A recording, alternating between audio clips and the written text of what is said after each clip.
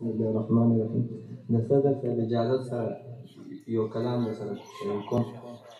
د خپل الفت ستا د نفرت کیسه به څنګه لیکم، د لیونو د محبت کیسه به څنګه لیکم.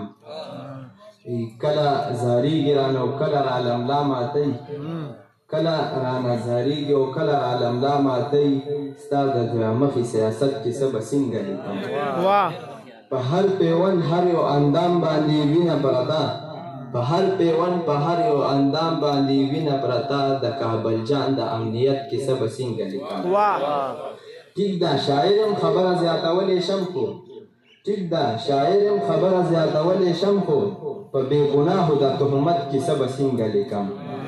چې مور ځان خرڅ کړي او بچو له پیروټۍ پیدا کړي، چې مور ځان خرڅ کړي او بچو له پیروټۍ پیدا کړي، د دې مجبورۍ د غربت کیسه به څنګه لیکم.